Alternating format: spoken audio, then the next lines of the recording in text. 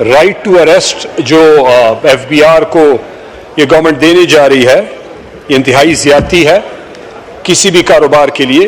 वो कारोबारी जिस पे आपने ऑलरेडी 60% टैक्स लगाया है डायरेक्ट और इनडायरेक्ट भी कुछ है, तो उस पे आपने एक तरफ टैक्सों का बोझ डाल दिया है, दूसरी तरफ गवर्नमेंट FBR से नैब बना रही है, पंजाब पुलिस बना रही है, उसको पकड़ दकड़ का इख्तियार दे रही है। तो एक तरफ 60% प्लस टैक्सेस हो, दूसरी तरफ उसको ये हो कि जी मुझे FBR वाके उठा के ले जाएंगे, उसके बाद फिर ऊपर हायर अथॉरिटीज से वो परमिशन लेंगे और फिर उस पर केस बनाएंगे। तो ऐसे कानून के साथ, ऐसे सख्ती के साथ कौन सा कारोबारी जनाब स्पीकर पाकिस्तान में आके कारोबार करेगा? आपके जो ऑलरेडी बिजनेसेस हैं वो जो मुनाफा कमाएंगे वो इस चक्कर में होंगे कि इधर से बेहतर है उसको मैं उठा के किसी दूसरे मुल्क में ले जाऊं, जहां पे एटलीस्ट उसको पीस ऑफ माइंड तो हो। यहां पे तो अपने ही पैसों में, अपने ही रोजगार के चक्कर में वो सारा दिन इससे डरेगा कि FBR वाले मुझे आके उठा के ले जाए। दूसरी बात इसमें यह है जनाब स्पीकर कि इसमें टैक्स की जो रेवेन्यू है वो बढ़ेगी नहीं, ये मार्क माई वर्ड्स, ये याद रखें, ये हुकूमत को मैं कहना चाहता हूं। इससे करप्शन और बढ़ेगी, नीचे लेवल पे गड़बड़ और होगी, लोग और पैसे कमाएंगे, हुकूमत को कुछ नहीं आएगा, बिजनेसमैन पे बोझ बढ़ेगा और नीचे जो है लेन देन होगी। ये 20 सीरियल्स पे, 27 सीरियल पे इन्होंने जो रिकमेंडेशन में कहा है कि जनरेशन पेस्को के डिस्कस के हवाले से ट्रांसमिशन और distribution of electric power act, उसमें ये कहना चाहते हैं कि देखिए ये दुनिया का वाहिद मुल्क है जहां पे इन्होंने 1990 से अभी तक IPPs को बनाया, उसमें पैसे इन्वेस्ट किए, उसमें डील्स की, महंगी बिजली खरीदी, डैम नहीं बनाए। IPPs के साथ जिस तरीके से काम चलाया गया, अब आपका ट्रांसमिशन, आप बिजली बना सकते हैं लेकिन इस मुल्क की बदकिस्मती है ओवर द इयर्स कि वो बिजली आप ट्रांसमिट नहीं कर सकते, आपके पास ट्रांसमिशन लाइन नहीं है। तो इस हुकूमत ने इस पूरे बजट में हम चेक कर रहे हैं कि ट्रांसमिशन लाइन के लिए इन्होंने कहां पे पैसे रखे। एक दूसरी बात यह कि लत से वो एक बिजली बन गई और एक ग्रिड स्टेशन तक आ गई, उससे आगे बिजली डिस्ट्रीब्यूशन कैसे होगी, घरों तक कैसे पहुंचेगी? आपका सिस्टम ही ओवरलोड है।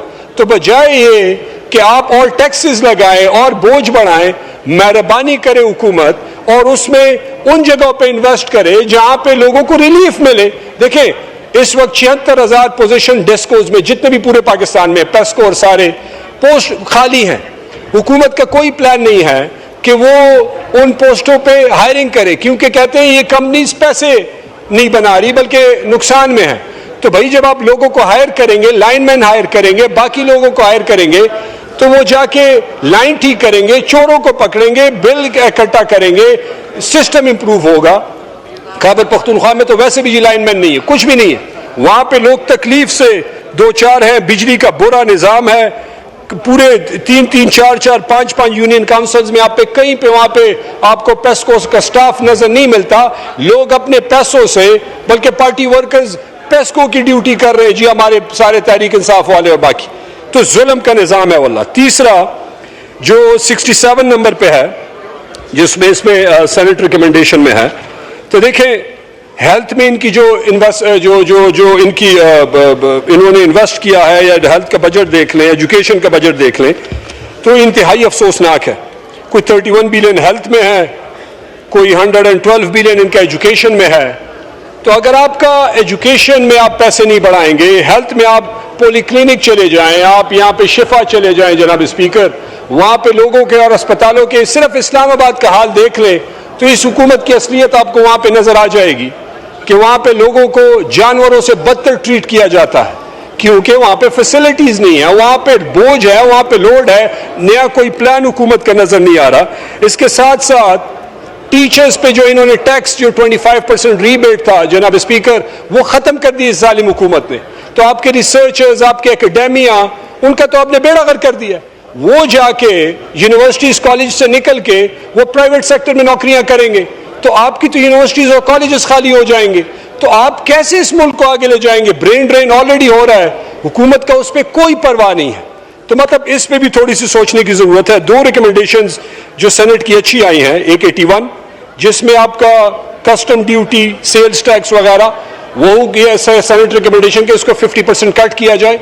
किसी भी इकॉनमी को चलाने के लिए आपने बिजनेसेस को सपोर्ट न देना है, आपने टैक्सेस में कट देना है ताकि लोग पैसे कमाएं, इकॉनमी सर्कुलेशन में आए, लोग री इन्वेस्ट करें और लोगों को नौकरियां मिले, इंडस्ट्रियलाइजेशन होगी। जहां पे इतना टैक्स होगा वहां पे लोग कहां पे इन्वेस्टमेंट करेंगे। और लास्टली ये भी अच्छी रिकमेंडेशन है कि आईपीपीज की ये जो डील है इसको रीनेगोशिएट किया जाए।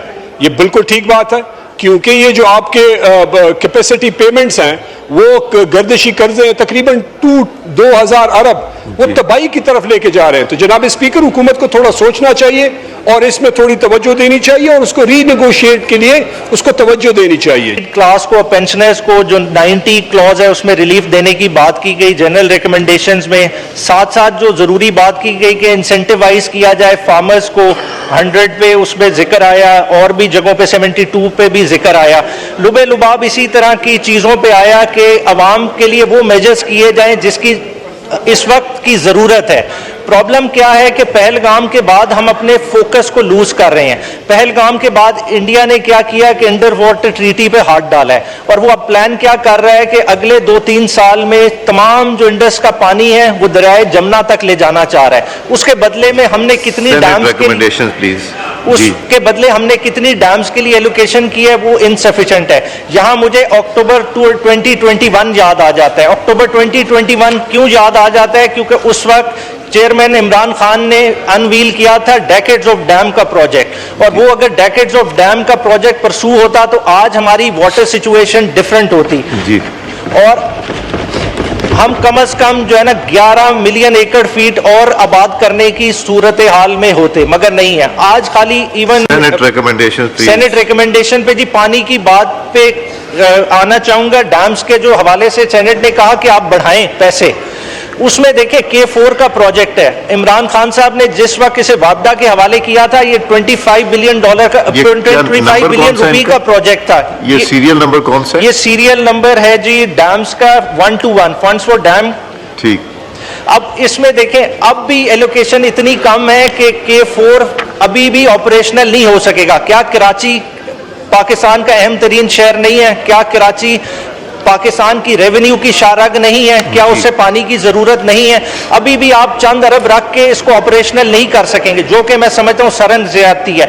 सबसे इंटरेस्टिंग जो सेनेट की रिकमेंडेशंस आई हैं वो PSDP के हवाले से हैं जनाबे वाला। अगर उसको देखेंगे 183 ऑनवर्ड स्टार्ट होती हैं। अब वो देख के मुझे जो है ना स्कीम, उन्होंने कुछ स्कीम्स पे एतराज भी उठाया है। उसमें 193 पे establishment of agriculture research institute Sheikhupura की बात है, 194 पे फैज अहमद फैज कॉम्प्लेक्स नारोवाल है, 195 पे Allama Iqbal culture and research centre Sialkot की बात है। अब देखिए, मुझे इन नामों से एतराज नहीं, नाम बड़े बड़े नाम हैं, हमें अपने बड़े नामों का ख्याल भी रखना चाहिए। मगर अब देखिए इन नामों से जुड़े हुए कौन से हलके हैं? ये वही है फॉर्म 47 वाले हलके हैं। अब फॉर्म 47 वाले हलके, आप पहले इन्हें फॉर्म 47 दे रहे हैं, अब ये फॉर्म 47 वाले अपने बदले में मिलियंस ऑफ रुपीज लेके जा रहे हैं। ये कहां का इंसाफ है? क्या यही पैसा रीएलोकेट नहीं हो सकता? ये 1 बिलियन रुपया कम से कम बन जाता है 1 साल का।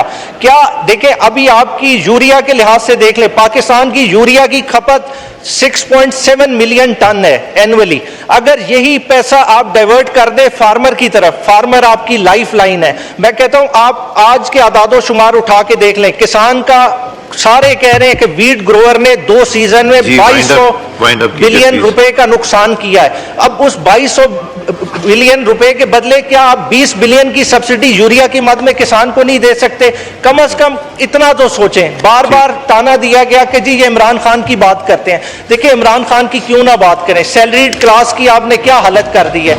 7% रेज पेंशनर क्लास के साथ आप क्या कर रहे हैं? EOBI का रेज आज सेनेट रिकमेंड कर रही है, उसको 20,000 पे एनहांस करें। क्या इन चीजों को हम नहीं कर सकते? देखिए, हम अलल्लों तलल्लों पे चीजें जाया कर रहे हैं, मगर आम आदमी के लिए नहीं सोच रहे। आज भी ये बजट देखें, IMF का बजट है, IMF का दिया हुआ बजट जो ग्राउंड की हकीकतों से जरूर दूर, बहुत दूर है। देखिए, हम अगर अपनी चीजों पे फोकस कर ले, हमारी इंडिजिनस ग्रोथ आज भी ज़राअत है। देखिए, आपने खाली कॉटन की मद में इंपोर्ट का बिल आज $4.4 बिलियन खाली कॉटन की इंपोर्ट में जाया किया है। क्या ये पाकिस्तान नहीं प्रोड्यूस कर सकता था, मगर खाली आपकी गलत पॉलिसियों की वजह से। जनाब स्पीकर, आगे इंशाअल्लाह ताला मौका मिलेगा तो इनको और एलेबोरेट करेंगे। शुक्रिया।